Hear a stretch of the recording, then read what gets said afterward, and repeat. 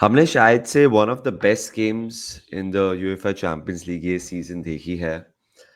Barcelona 3, Inter Milan 3। Welcome back everyone to Menace and the Monk. Usually जब semifinal होता है, games cagey हो जाते हैं because there so much to play for. But yesterday it was just crazy what we were seeing. The quality of goal जो हमने देखा staggering था यार। Before we start talking about a lot of things, but मैं सिर्फ यही कहना चाहता हूँ कि जो यमाल कर रहा है एट द एज ऑफ 17 ये सही नहीं है। इंजागी ने भी बोला in the last 8-9 years he is not seen a player like Yamal. They had to at times double team or triple team on him during the course of the game. इतना अच्छा खेल रहा था यमाल yesterday। मैच शुरू होने के पहले हम जब गेम कवर कर रहे थे हमें रिपोर्ट्स आ रही थी और मैं थोड़ा डाउट है कि एब्डक्टर कुछ इंजरी हुई है, शायद से he won't start, but he was in the tunnel. And भाई वो कैसे खेला कल that first half when Barca went 2 down, मतलब he grabbed the game by the scruff of the neck। उससे बोला मैं संभालता हूँ, तुम लोग सब रुको, अब देखो मैं क्या करता हूँ।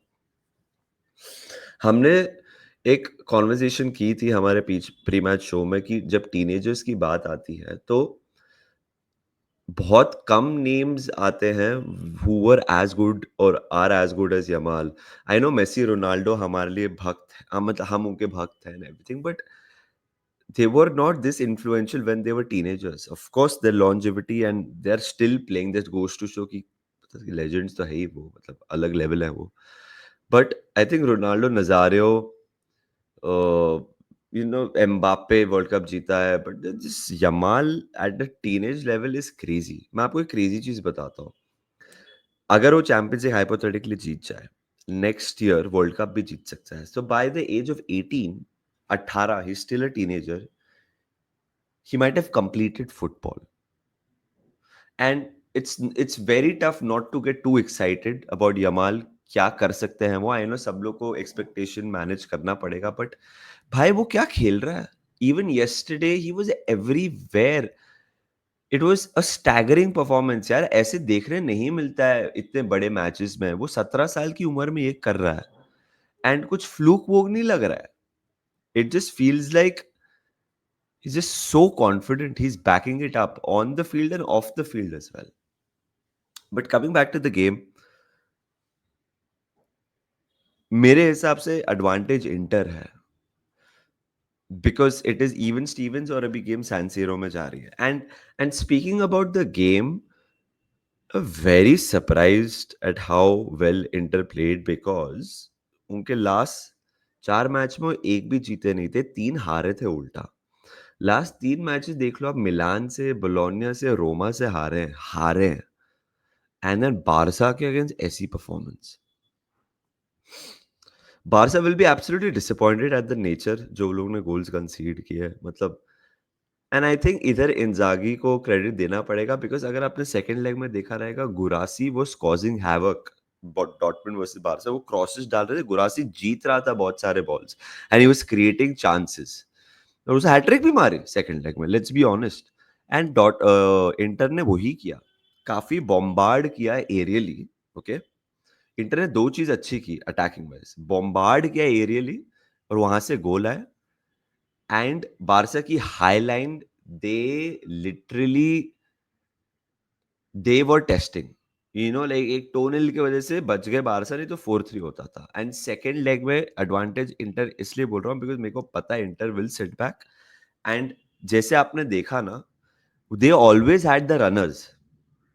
कभी डिमार्को भाग रहा था फर्स्ट हाफ में, कभी डम्फ्रीज भाग रहा था, कभी बरेला भाग रहा था, कभी चलनोग्लू भाग रहा था। वो रनर्स हमेशा थे वो हाई लाइन बारसा के against, but they were not able to find the ball always। I think at home they will be and they will create chances। Defensively inter second half में बहुत अच्छा था, बहुत अच्छा, बहुत अच्छा था। बिसेक बहुत अच्छा खेला कल। बिसेक का 50-50 होता है, हिट एंड मिस होता है, बट कल it was a hit. The way he defended ground duels, amazing, amazing. Bisseck कल बहुत अच्छा खेला इंटर के लिए। He was able to nullify Barcelona. I know Barca ने 3 गोल मारे हैं, बट बहुत हद तक नलिफाई किया बारसा के अटैक को। रही बार्सिलोना की द गोल्स भाई, कहाँ से शुरुआत करें? The goals that they scored. Yamal का पहला गोल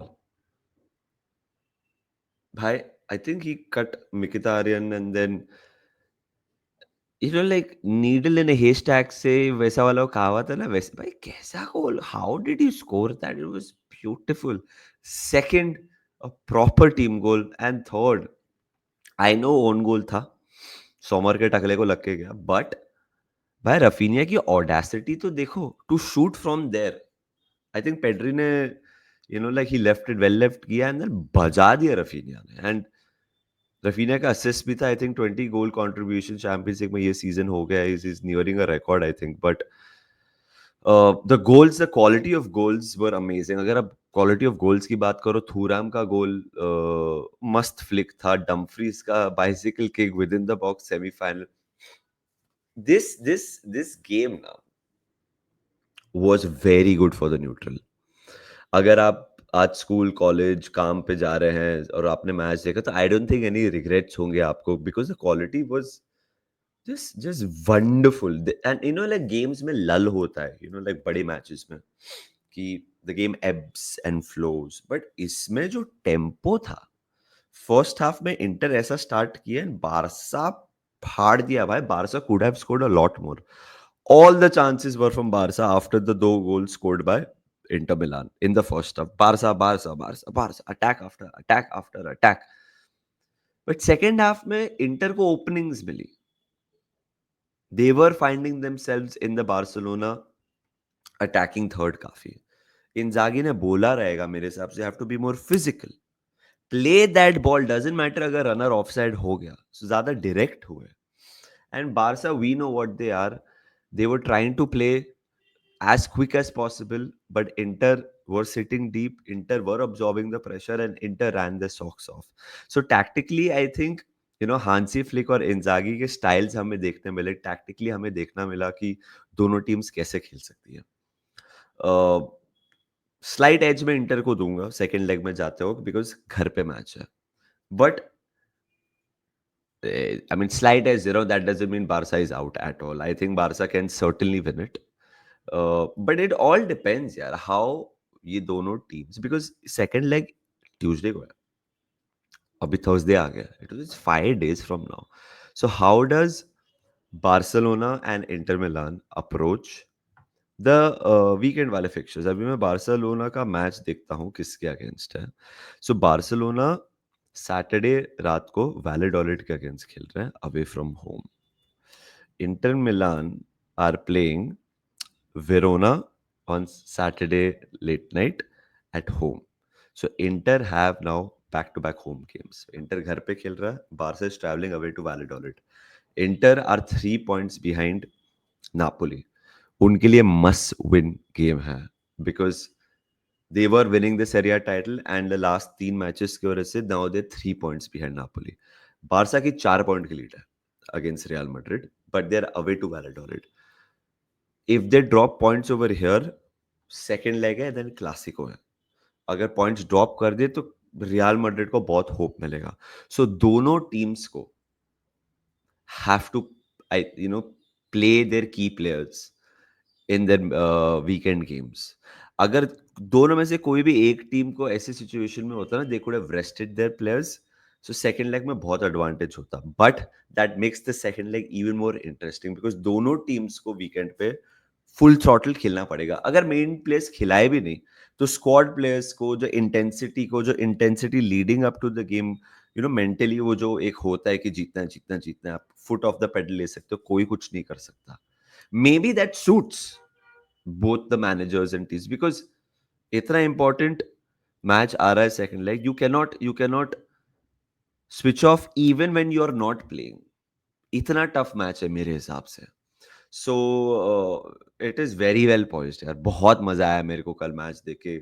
quality of goals amazing, tactics फाड़ थे, अच्छा डिफेंसिव डिस्प्ले देखने मिला फ्रॉम बार्सिलोना, हाईलाइन के साथ कंसीड कर सकते थे। इंटर सेकंड हाफ में अच्छा डिफेंड किया, इंडिविजुअल ब्रिलियंस देखने मिला, यमाल फ्यूचर गोट देखने मिला, द वे ही प्लेड।